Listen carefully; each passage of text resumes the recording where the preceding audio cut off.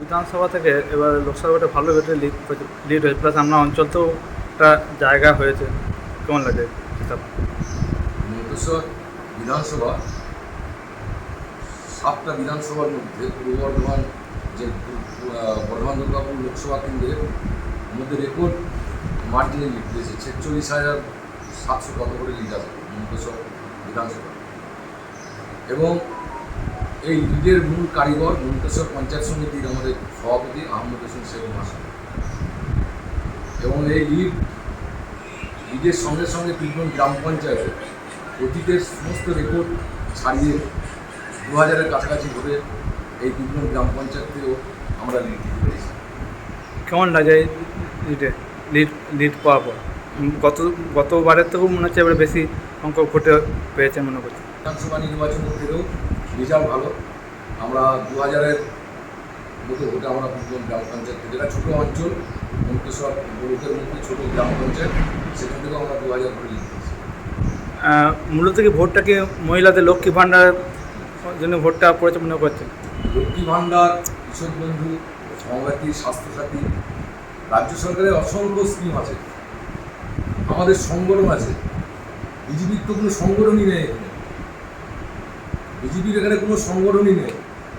কারণ আপনারা জানেন যে এই লোকসভা কেন্দ্রে বিরোধী প্রার্থীর নাম দিলীপ ঘোষ। তিনি একটা সময় রাজ্যের সভাপতি ছিলেন, তাও 1,37,000 ভোটে হেরেছেন। মানে এটা নজিরবিহীন একটা ঘটনা। এবং মন্তেশ্বর ব্লকের আমাদের অভিভাবক, উনি লোকসভা নির্বাচনের আগে উনি সাংবাদিক সম্মেলন করে বলেছিলেন যে মন্তেশ্বর বিধানসভা থেকে, মন্তেশ্বর ব্লক থেকে আমরা 45,000 ভোটে লিড করব। এবং আমাদের সেই অভিভাবক অক্লান্ত পরিশ্রম করেছেন মন্তেশ্বর ব্লকের এবং কথা রাখতে পেরেছেন। আমরাও তার সৈনিক হিসাবে দাঁতের দাঁত দিয়ে লড়াই করে আমাদের বর্ধমান দুর্গাপুর কেন্দ্রের লোকসভা কেন্দ্রের প্রার্থী কীর্তি আজাদ সাহেবদের আমরাও সেই লিড দিতে সক্ষম হয়েছি। পুরোপুরি কি জনগণের গর্জন বিরোধীতে বিসর্জন পুরোপুরি হয়ে গেছে? একদম একদম। এবং এই যা হয়ে গেল, বিজেপির আর কোনো পশ্চিমবাংলায় অস্তিত্ব থাকবে আর কাউকে রাস্তায় দেখা যায় না। এত উচ্ছৃঙ্খল একটা রাজনৈতিক দল। আজকে মন্তেশ্বর বিধানসভা সারা পূর্ব বর্ধমান জেলা, বর্ধমান দুর্গাপুর লোকসভা কেন্দ্র আজকে শান্তি বিরাজ করছে। বিজেপি 2019 সালে লোকসভায় 18টা সিট পাওয়ার পর সারা পশ্চিমবাংলায় দাঙ্গা সৃষ্টি করেছিল। তারপরে বিধানসভা নির্বাচনে পশ্চিমবাংলার মানুষ উপযুক্ত জবাব দিয়েছে। পশ্চিমবাংলার মানুষ জানে বিজেপিকে ক্ষমতায় আনলে দাঙ্গা ছাড়া শান্তি ফিরবে না। তাই এই বাংলার মানুষ, তাদেরকে আমরা অসংখ্য ধন্যবাদ জানাই।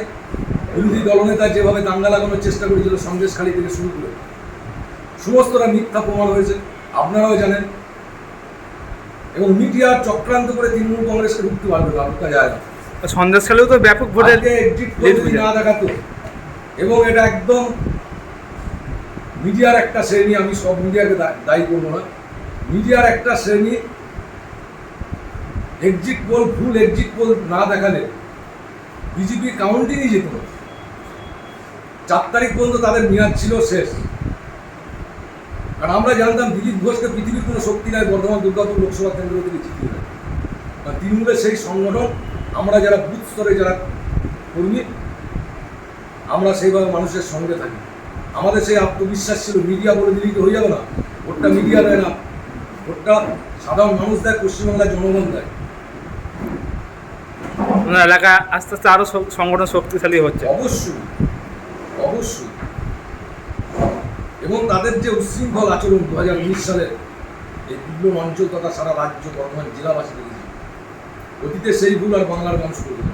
তাই মানুষ মুখ্য জবাব দিয়েছে এই ভোটে। আজকে কেন ভোটটা বিজেপিকে দেবে? আজকে 100 দিনের কাজ বন্ধ, গায়ের জোর আবাস বিলাসের টাকা বন্ধ। আজকে বাংলাকে বঞ্চনা করছে বিজেপি কেন্দ্র সরকার। মানুষ দেখছে না এগুলো, কত সহজ জিনিস। তাই এই ভোটে মানুষ জবাব দিয়েছে, এবং নিশ্চিন্ত হয়ে যাবে বিধানসভায়। আজকের দিনটা আপনি তো মিডিয়া আপনি দেখে নেবেন বিধানসভায় কি হাল হবে। বিজেপি এজেন্ট পাবেন না।